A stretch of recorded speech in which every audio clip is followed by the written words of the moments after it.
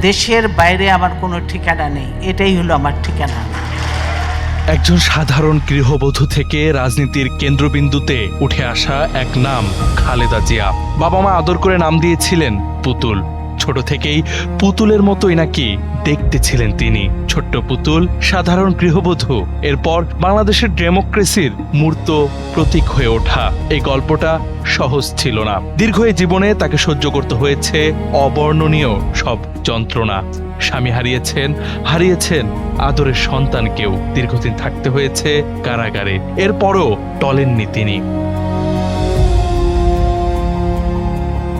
স্বামী প্রেসিডেন্ট জিয়াউর রহমানের মৃত্যুর পর রাজনীতিতে সক্রিয় হন খালেদা জিয়া। 5+ স্টার রেটিং প্রাপ্ত দেশের সর্বোচ্চ বিদ্যুৎ সাশ্রয়ী ওয়ালটন এসি। স্মার্ট কমফোর্ট এখন নেক্সট লেভেলে। হাল ধরেন বাংলাদেশ জাতীয়তাবাদী দল বিএনপির। 90-এর দশকে স্বৈরাচার বিরোধী গণতান্ত্রিক আন্দোলনে তার ভূমিকা ছিল উল্লেখযোগ্য, যা তাকে দেশব্যাপী জনপ্রিয় করে তোলে।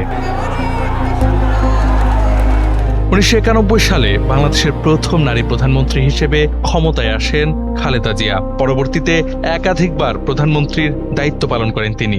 এরপর আওয়ামী শাসনামলে রাজনৈতিক প্রতিহিংসার মুখে পড়েন এ নেত্রী। বের করে দেওয়া হয় স্বামী প্রেসিডেন্ট জিয়াউর রহমানের স্মৃতি জড়ানো বাড়ি থেকে। নিজ চোখে দেখেন সন্তানের ওপর অত্যাচার হওয়া নির্মম দৃশ্য। এমনকি হারান নিজের ছোট ছেলে আরাফাত কোকোকেও। এরপরও দেশ ছাড়েননি তিনি। বজ্রকণ্ঠে বলেছেন, দেশের বাইরে আমার কোনো ঠিকানা নাই, আমার যাওয়ার কোনো জায়গা নাই। এই দেশই আমার সব। এই দেশের মাটি মানুষই আমার সবকিছু। কাজে আমি দেশের বাইরে যাব না।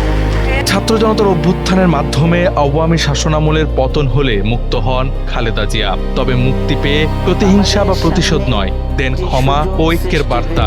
বলেন, ধ্বংস নয়, প্রতিশোধ নয়, প্রতিহিংসা নয়, ভালোবাসা, শান্তি, জ্ঞান ভিত্তিক সমাজ গড়ে তোলার কথা। ধ্বংস নয়, প্রতিশোধ নয়। আজ সাবেক প্রয়াত এই প্রধানমন্ত্রীর 82তম জন্মদিন। 1945 সালের এই দিনে তিনি দিনাজপুরে জন্মগ্রহণ করেন। আজকের এই দিনে দেশের জন্য তার ত্যাগ ও সংগ্রামের কথা স্মরণ করেছেন সকল স্তরের রাজনৈতিক ও বোদ্ধা মহল থেকে শুরু করে নানা শ্রেণী পেশার মানুষ।